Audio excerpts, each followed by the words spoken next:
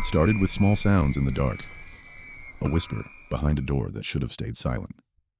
Then the footsteps came, slow, wet, impossible. Something inside the cabinet began to wake, and every night it pushed a little further out. I tried locking it. I tried pretending it wasn't real. But now, the door opens on its own, and whatever lived inside is looking for a way into the rest of the house. You want to know why I look the way I do lately? Why I seem hollowed out, exhausted, like I haven't had a real night's sleep in months? Why I flinch every time a cupboard door swings open on its own, even if I know I wedged something behind it? And why, at barely 30, gray hair's already creeping into my temples? People keep asking, and most of them laugh when I tell them. Honestly, a few months ago, I would have laughed too. Sitting in my bright kitchen with a glass of cognac, pretending nothing was wrong, forcing a laugh just to match the mocking chuckles of my friends. But now I stand in front of the mirror every morning, counting new gray hairs after each night of nightmare reality. I dread falling asleep. More precisely, I dread waking up in the middle of the night to the sound of a creaking cabinet door and a voice from the dark calling my name. Let me tell you what's been happening. Believe me or don't. Most people don't. The first night, it started about 2 years ago. At the time, our company was burning through another massive project. Deadlines closing in, nights spent in the office, and I barely made it home before midnight. I'd collapse into bed the moment I walked through the door. Beer in hand, shoes barely off. I never had trouble sleeping. Not until then.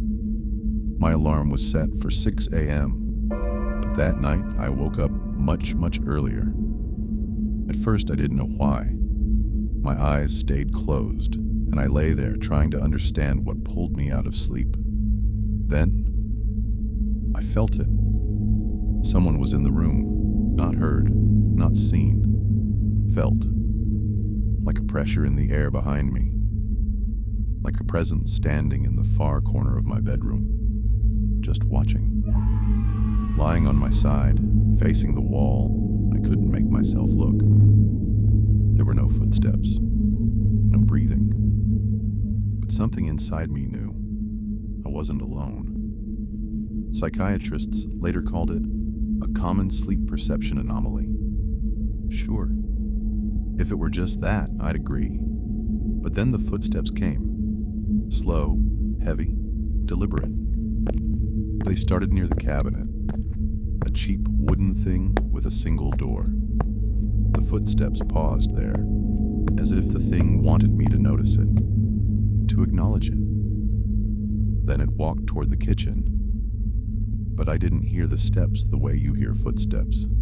I felt them, like they were happening inside my skull. Like each step was a vibration pressing directly into my mind. A moment later, I felt, not heard, the click of the kitchen light switch. Something moved dishes, shifted objects on the counter, then walked back. And then, the sound that has haunted me ever since. The slow, careful creak of the cabinet door opening. The sound so soft it barely existed, and yet it cut through me like a blade. I didn't move for minutes, and eventually, convincing myself it was only a dream, I fell asleep again. By morning, I had completely dismissed the whole thing. I wish I hadn't. The second time, too, months later, I came home late and drunk, collapsed in bed. And before dawn, I woke up again, unexpectedly alert. Behind the closed bathroom door, water was running. At first, I didn't pay attention. The alcohol pulled me back into half sleep. Then I heard it. A splash, like someone washing their hands. My eyes snapped open. I lay perfectly still. The water turned off. The tap was turned, and I felt that too somehow. Then the bathroom door opened, letting out a faint, warm glow. The switch clicked, and this time, I knew with absolute certainty. The sound came from inside my apartment. I recognized the tiny metallic jingle inside that specific switch, a broken spring I never fixed. Only a few steps led from the bathroom to my bedroom. The footsteps came. That same unnatural slap-slap, like wet feet and rubber fins. Not the sound of a human walking. I know that now.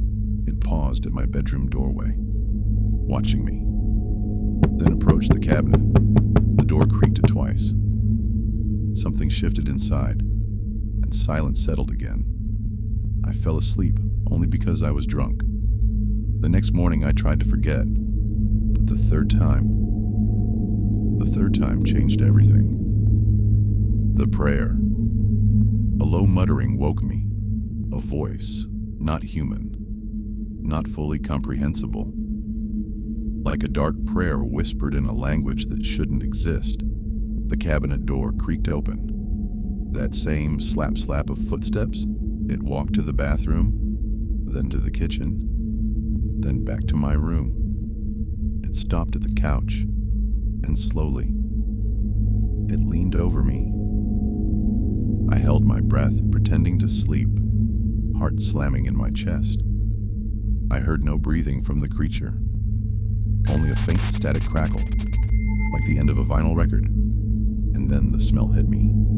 Rot, damp, mold, like the darkness of a forgotten cellar. Thick, sour, alive. I felt it climb over me, settle into the empty space on the couch, shift around like a cat getting comfortable. And then it watched me. Its eyes, I never saw them, but I know. Large, cold, glassy, unblinking, fish-like. I lay there, wanting to scream, wanting to die. But eventually, somehow, I slept. When I locked the cabinet, people always ask, why don't you just lock it? I did, once. There's a tiny keyhole on the cabinet door, just a simple child safety lock. One night I locked it, clenched the key in my fist and went to bed. I woke up seconds before it tried to come out. The first shove rattled the door, then another, then another. The blows came slow and heavy, not pounding, but ramming, like a shoulder striking wood. The cabinet shook, the hinges moaned. The door was about to snap, then everything stopped. For a moment, I believed it had gone, and that's when it screamed. Not a human scream, not an animal scream. Something in between, raw desperation, hatred, ancient grief, and a horrifying plea all mixed together. I froze, teeth clenched, eyes shut tight. If it had made even one more sound, I would have lost my mind. But it left when it touched me. After that, I spent a few nights at friends' places. I lied about renovations. But eventually, I had to go home. That first night back, it touched me.